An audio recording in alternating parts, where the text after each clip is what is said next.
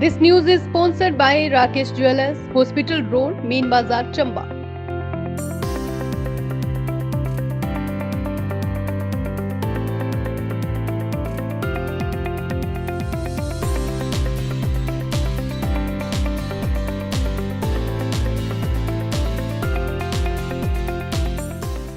नमस्कार, स्वागत है आपका हिमाचल न्यूज 24/7 में और मैं हूं आपके साथ आंचल मोंगिया। पिछले दिनों नगर परिषद चंबा के चौगान वार्ड के मोहल्ला पक्का टाला में अचानक हुए भूस्खलन से एक रिहायशी मकान गिरने की कगार पर पहुंच गया था। प्रशासन के निर्देशों पर राजस्व विभाग एवं नगर परिषद चंबा की एक संयुक्त टीम ने उक्त रिहायशी मकान का मौका किया था, लेकिन काफी दिन गुजर जाने के बाद भी कोई भी राहत कार्य से जुड़ा सरकारी नुमाइंदा पक्का टाला में नहीं गया। इसको लेकर उक्त मकान के मालिक सहित स्थानीय लोगों के एक प्रतिनिधि मंडल ने जिला उपायुक्त कार्यालय में अपनी मांग व उक्त मकान के संरक्षण किए जाने की मांग को लेकर मुलाकात की। इस दौरान उन्होंने उक्त मांग को जल्द से जल्द संरक्षित करवाने की मांग रखी। मांग यही है कि हम आज उपायुक्त सर से आए हैं मिलने के लिए कि जो हमारा नगर परिषद है वो अभी सोया हुआ है, वो इंतज़ार कर रहा है इस चीज़ का कि जब तक पक्का टाला में जान और मान का नुकसान नहीं हो जाएगा उससे पहले कोई कार्रवाई नहीं की जाएगी। हमारे पटवारी जी भी आए थे, सभी आए मौका करने के लिए, मौका किया उन्होंने और चले गए वो सभी। उन्होंने अभी तक कोई कार्रवाई एक्शन कोई लेना चाहिए था पर उन्होंने कोई एक्शन नहीं लिया, कोई कार्रवाई नहीं ली। और आज हम फिर से आए हैं, उनसे हाथ जोड़ के हम रिक्वेस्ट करते हैं कि जो हमारे लोग हैं वो है सफाई कर्मचारी, वो सिर्फ उनको वेतन कितना मिलता है 8,000 7,000 इतना मिलता है, वो उसमें वो उस नाले का काम कराएंगे जहाँ से पूरे शहर का पानी गंदा जा रहा है कि वो उस अपने घर का काम करवाएंगे। हमें तो यही नहीं समझ आ रही। और प्रशासन भी सोया हुआ है, प्रशासन भी इंतज़ार कर रहा है इस चीज़ का कि हम क्या पक्का टाले में कोई जान मान का नुकसान हो जाएगा, फिर उसके बाद उनके घरों में आया जाएगा, कार्रवाई की जाएगी। हाँ जी ये तो बहुत गलत हुआ, ऐसा नहीं होना चाहिए था। हमारे तो जो MC थे वो भी सोए हुए हैं, उनका भी कोई पता नहीं, वो कोई हमारे MLA साहब है कोई मौका करने के लिए कोई नहीं आया। वोट मांगने के लिए सभी आते हैं, लेकिन हमारे जो हम गरीब लोग हैं, हमारे सफाई कर्मचारी लोग हैं, उनके कार्रवाई के लिए उनके साथ अभी तक कोई भी नहीं आया है। हमने अपने DC साहब को दिया था प्रमाण पत्र, तो उसके बाद हमारे यहाँ कमेटी के लोग आए थे, वो उन्होंने कुछ अपना कार्रवाई की, देखा हाँ जी चलो जी ठीक है हो गया, लेकिन उसके बाद आज तक अभी बारिश हुई कल तो और स्लाइडिंग हो गई है, उस घर को और ख़तरा है।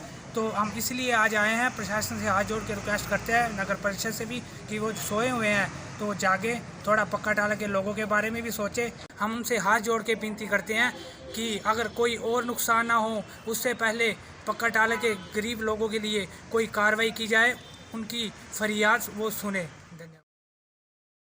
चंबा में पिछले 2 दिनों में बारिश के कारण ठंड बढ़ गई है और ऊपरी क्षेत्रों में हिमपात भी हुआ है, जिससे कि ठंड ज्यादा बढ़ गई है, जिसके चलते लोगों को लकड़ियां इकट्ठा करने की चिंता सता रही है। वहीं चंबा मुख्यालय के साथ लगते सुल्तानपुर में फॉरेस्ट कॉरपोरेशन द्वारा लकड़ियों का इंतजाम किया गया है। फॉरेस्ट कॉरपोरेशन द्वारा जनजाति क्षेत्र भरमौर, जनजाति क्षेत्र पांगी में भी लकड़ियां भेजी जाती है। कॉरपोरेशन द्वारा लोगों को क्विंटल के हिसाब से सप्लाई दी जाती है। वहीं forest corporation semi skilled workers Baljit Singh ने बताया कि ये लकड़ियां अंतिम संस्कार के लिए भी उपयोग में लाई जाती है।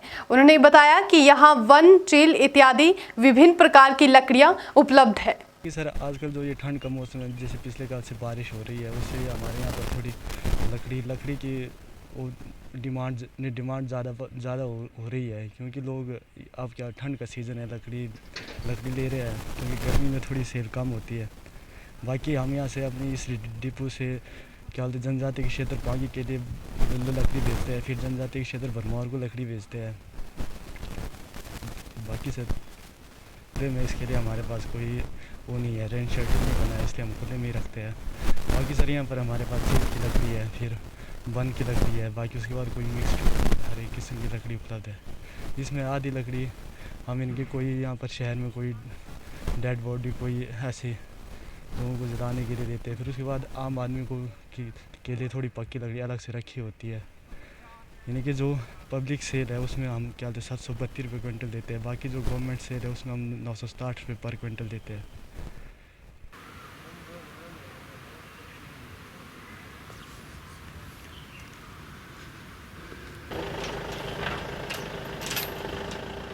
जहां सरकार युवाओं को रोजगार दिलवाने के लिए हर संभव प्रयास करती है, वहीं कोरोना काल के चलते बेरोजगार हुए युवाओं के लिए चंबा के साथ लगते बालू में भी ग्रामीण स्वरोजगार प्रशिक्षण संस्थान चंबा में मशरूम की खेती का प्रशिक्षण दिया जा रहा है।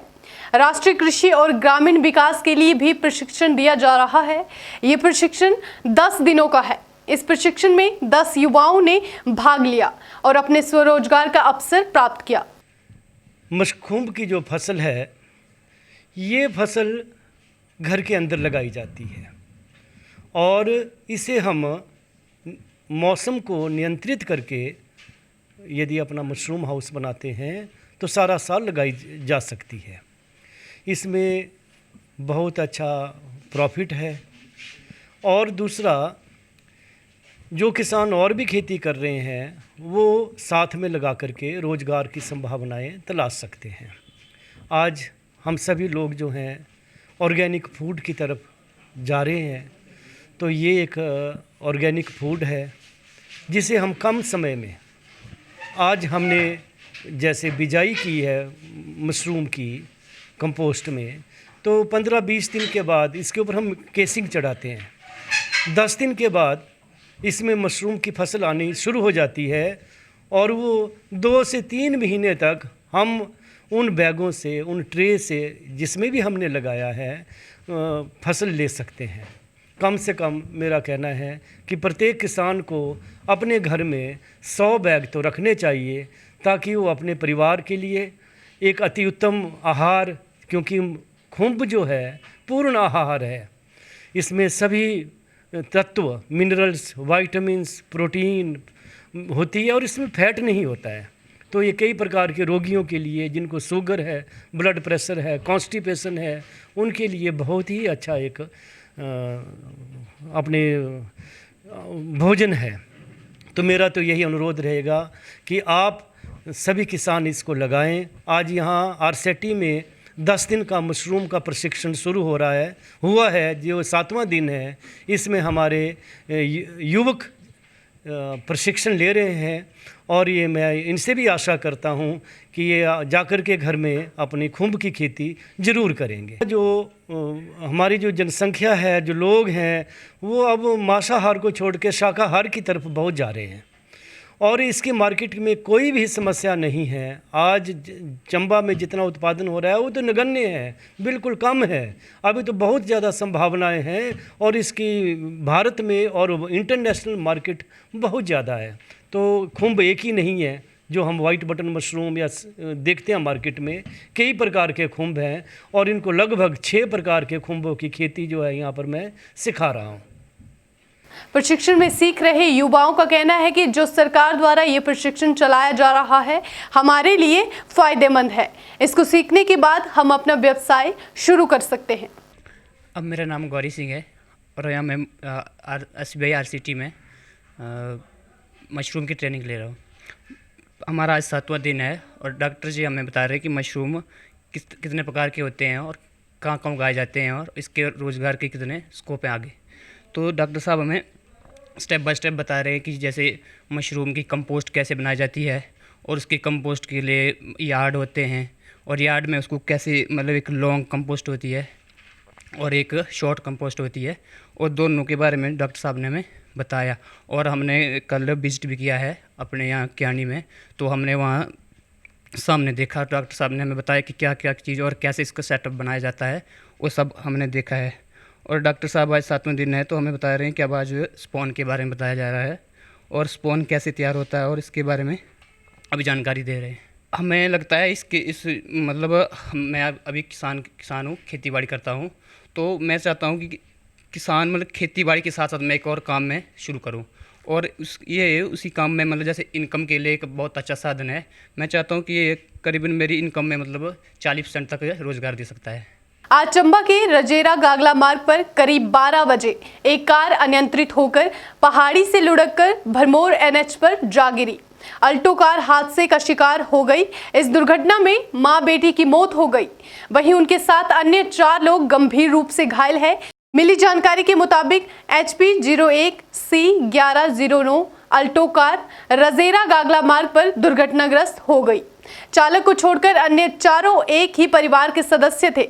घटना की सूचना मिलते ही पुलिस व अग्निशमन विभाग के कर्मचारी मौके पर पहुंचे और घायलों को बाहर निकालकर उपचार के लिए मेडिकल कॉलेज चंबा भेज दिया गया। फिलहाल पुलिस ने मामला दर्ज करके आगामी कार्यवाही शुरू कर दी है। हिमाचल न्यूज़ 24/7 के लिए चंबा से जितेंद्र मेहरा की रिपोर्ट।